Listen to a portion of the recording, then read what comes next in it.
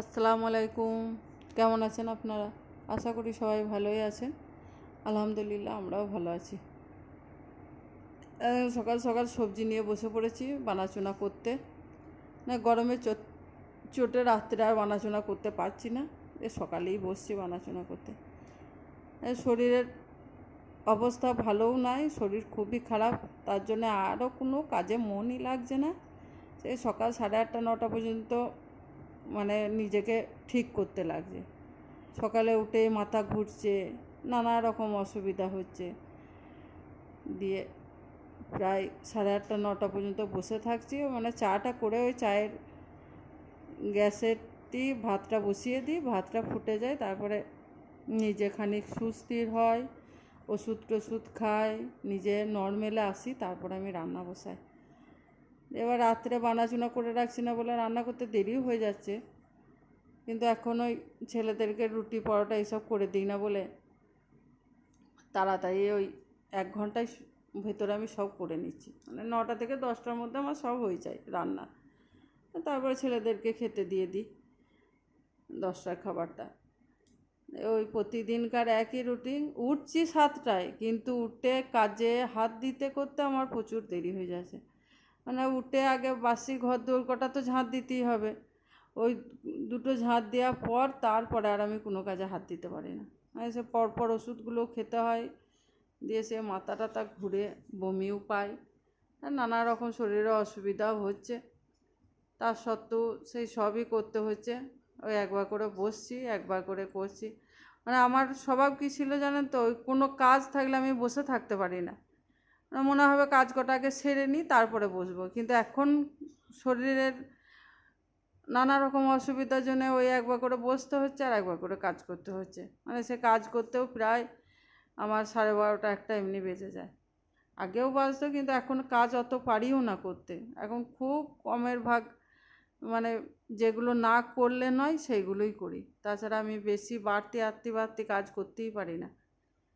আর গ্রীষ্মকাল সেরকম ধরেন অত ইয়েও নেই, এই কাচাকুচি অতটা নাই। শীতকালে যেমন ওই কাচাকুচিটা বেশি থাকে, গ্রীষ্মকালে অতটা থাকে না। কিন্তু এই যা গরম পড়েছে আরও বিরক্ত লেগে যাচ্ছে। মানে রান্নাঘরে মনে হচ্ছে আগুন বেরোচ্ছে।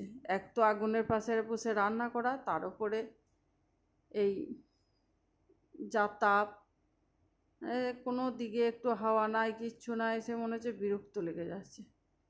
দেখেন আজকে দুপুরে ওই পাতলা করে টমেটো আলু করে মাছ ভাজাগুলো ওতেই দিয়ে দিলাম, আর একটু চিচিঙ্গে ডিম দিয়ে পোস্ত দিয়ে ভেজে দেবো। একটা তরকারি দিয়ে তো খাওয়া যাবে না।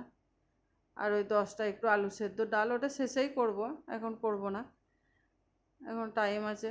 ওটা শেষ, এইটা করে নিই, তারপরে একটু আলু সেদ্ধ আর ডাল সেদ্ধ করে নেবো। আর ওই 2 টুকরা মাছ ভাজা ছেলেদের রেখে দিলাম, 2 পিস, আর আমি ওই মাছের মাথাটা দিয়েই খেয়ে নেবো 10টাতে। তারপরে আবার ছেলেদের টিউশনি আছে 12টায়, তার ভিতরে ওদের দিকে সব রেডি করে দিতে হবে। মানে খাইয়ে দাইয়ে চান টান করে দিতে হবে। ওই মানে আমি করাই না, ওরা নিজেরাই করে নেয়। জামা কাপড়গুলো রেডি করে দিই, ওরা নিজেরাই চানটা করে নিয়ে এসে জামা কাপড় পরে বই নিয়ে বসে যায়। তারপরে আমি তখন আস্তে আস্তে ঘর দৌড় মুছি। ঘর দৌড় মুছতেও আমাকে সেই একবার দুবার করে বসতে হয়। মানে টানা যদি সব ঘরগুলো মুছছি, তখন দেখছি মাথা ঘুরছে। যে বড় ছেলে এখন একটু বড় হয়েছে, বুঝতে শিখেছে বলে সেই দিন আমাকে বলছে, প্রতিদিন তোমার ঘর মোছার কী দরকার, আমরা তো সেরকম নোংরা করি না। আলো তবু গ্রীষ্মকাল বাবা, এইদিক ওই দিক বসছি করছি, ধুলো থাকছে আর থাকছে না, আমরা তো মেঝেতে সেরকম বসি না। যা বসি সে চান করার আগে, চান করার পর তো আর বসি না। আর তবু ঘর দৌড় নোংরা হয়ে থাকছে, সে কষ্ট মষ্ট করে দেখেন কোনো রকম ঘর দৌড়গুলো মুছি। দিয়ে বড় বেটাকে দিয়ে ডিম আনিয়েছিলাম, সেই ডিমগুলোই সব পরিষ্কার করে নিলাম। ছেলে দুটোকে তাড়াতাড়ি রেডি করতে বলছি, আর সেই সময়ই ফোন করলে ম্যামের খুব জ্বর এসেছে, পড়াটা এলো না। বেশ তাহলে চানটা করে নিগা, আমার ঘর দোর সব মুছাও হয়ে গেছে, ওদের দিকে একটু মুছাম, বিকেটে দিলাম, আর তোরা খা, আমি চানটা করে আসি।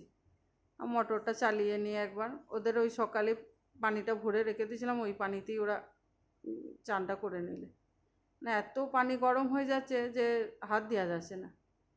এবার আমি মোটরটা চালিয়ে আমি চানটা করে নেব, ওদের খেতে করতে আমারও চান করে চলে আসা হবে। ছেলেতে জামা কাপড়টা আর আমারটাই আছে, কেচে নেবো। দেখেন সব চান টান করা হয়ে গেল। এবার দুপুরে খাবার রেডি করবো। এই যে দুটো আম কাটবো।